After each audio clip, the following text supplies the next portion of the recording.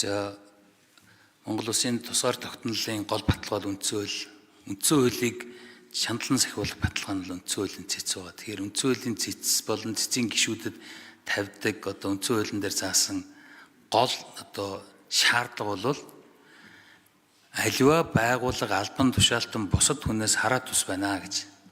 Үндсэн хуулийн цэцийн гишүүдийн тангараг дээр жисэн тал үл хараад тус байна гэсэн. Тэгэхээр яг одоо бодит байдал дээр бол улсын хурлаас томилогдож байгаа гишүүдийн цэцгийн гишүүдийг бол бас улс төрийн намууд одоо шил оролцож зөвшөлтөж тавьж байгаа. Нэр дэвшигчийн хувьд бол нэг нь Монгол Ардын намаас нэг нь Ардсан намаас одоо санал болгож ингээд томилогдож байгаа. Тэгэхээр санал орж иж байгаа. Тэгэхээр энэ одоо мөн чанар нь өөрөө яг энэ баталгаа болж байгаа энэ үндсэн хуулийн заалтайгаа бас зөрчих ийм магадлал өндөртэй эрсдлүүд бас байдаг. Өнгөрсөн хугацаанд харахад тодорхой хэмжээнд томилогдсон байгууллагуудаа ч юм уу улс төрийн нөлөөллүүд нь одоо бас байнга тодорхой хэмжээнд харагддаг жишээнүүд олон байсан. Тэгэхээр хоёр нэр дэвшигчээс яг энэ одоо санал болгосон гэх юм уу энэ улс төрийн намуудын нөлөөллөөс бие даасан хараат байх тал үл харж энэ байх энэ зарчимдаа одоо энэ зарчмыг юу гэж харж яг ингээд нөлөөллөө санал болгоод одоо жишээлбэл ингээд ороод ирдэг. Гэхдээ яг буцаад энэ байдал нь одоо цэцгийн гишүүдийн үйл ажиллагаанд одоо яаж нөлөөлөх юм. Тэгээ хувь хүмүүсийн хувьд бол яг энэ байдлыг хангаж чадах уу гэдэг талаар хариулт өгөөч баярлалаа. За Сүхбаатар нэвтрүүлж хариулъя.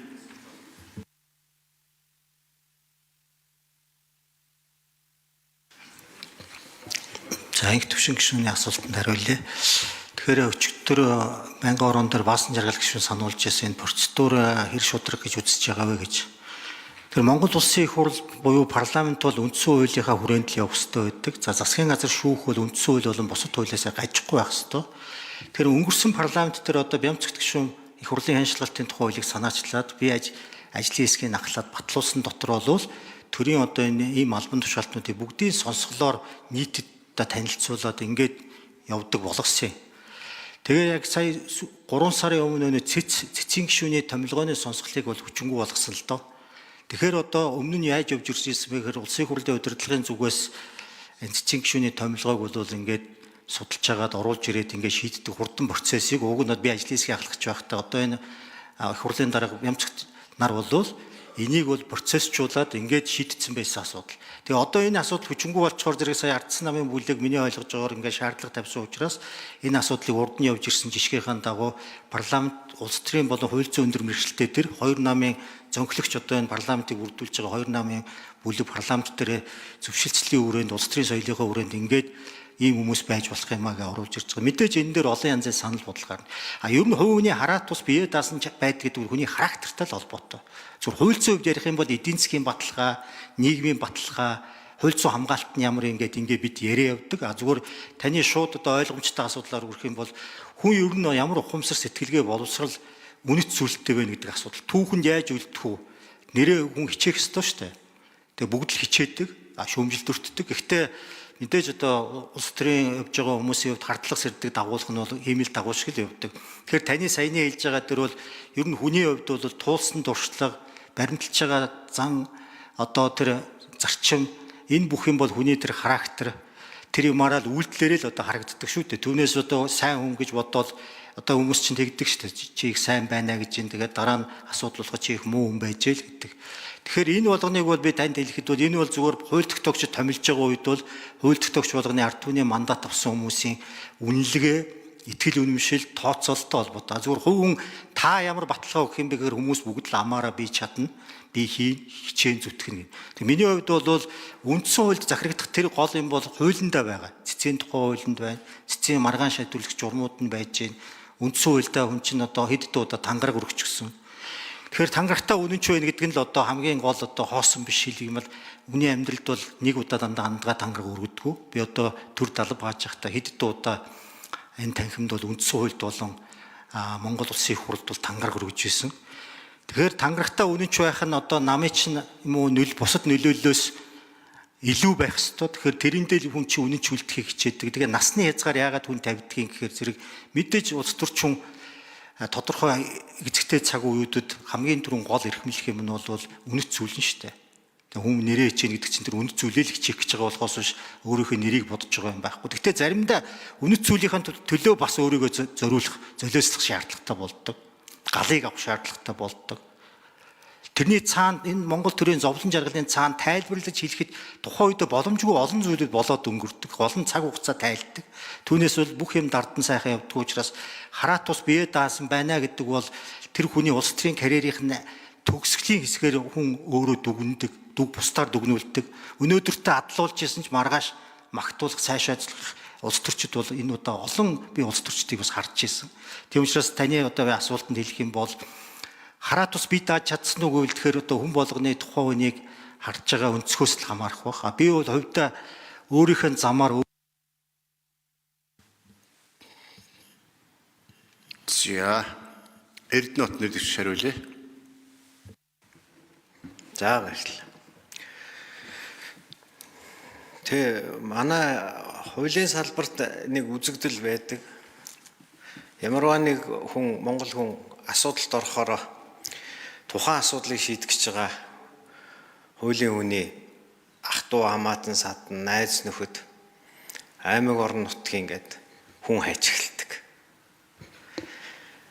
Тэгээ нэг угшил хогшилгүй хэн байх вэ гэдэг шиг ямарваа нэгэн хүн ер нь ажил хэргийг явуулах үед хамааруулъя, хараат болгоё гэвэл заавал юм олддог. Улс төрийн үйл ажиллагаа явуулж, улс төрийн үйл ажиллагаанд оролцож, аль нэг намаас санал болгосон гэд зөвхөн түүгээрч биш. Ер нь хэн хүн хариуцлагатай ажил хийж байгаа хүнд нөлөөлөе гэвэл нөлөөлөх сувг, гарц, орц заавал байдаг. Гэхдээ энийг одоо хүмүүс яаж даван туулдаг вэ гэхээр хариуцсан ажлаа итгэл үнэмшлээрээ хийх мэргэжлийн ёс зүйг ухамсарлах энэ байдлаар л давдаг гэж би боддог.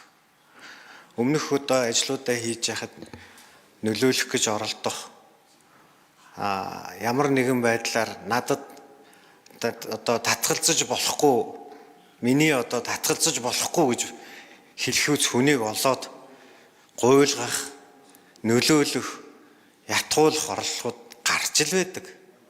Гэтэ энэ бүхнийг тэр энэ орчлон хорвоо дээр байгаа ажил үргээ хараат бусаар хийж чадсан гэж үнэлэгддэг, тооцогддог бүх хүмүүс тухайн ажилдаа эзэн байж өөрөө тухайн үедээ урдах ажиллаа тэр хуулиар хүлээлгэсэн үргээ биелүүлэх замаар л даван туулдаг.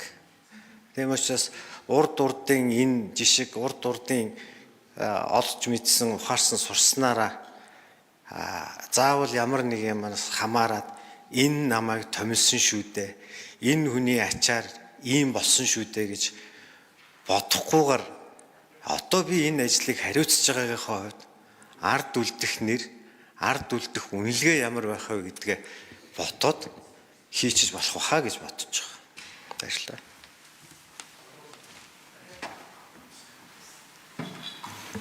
За англи төвшин тодруулъя. За баярлалаа. Хоёр нэр дэвшигчээс нэг асуулт байна. Өнцөлийн цэц болон өнцөлийн цэц маргаан хянан шийдвэрлэх тухай хууль гэдэг хоёр гол хууль байна. Тэгээ энэ хоёр хуулиуд дээр хоёр нэр дэвшигчид одоо сайжруулах, шинжлэх ямар зүйлүүд байна гэж одоо та харж байгаад энэ талаар бас саналуудлаа хуваалцаач. За Сүхбаатар гişүн. Сүхбаатар нэр дэвшигч.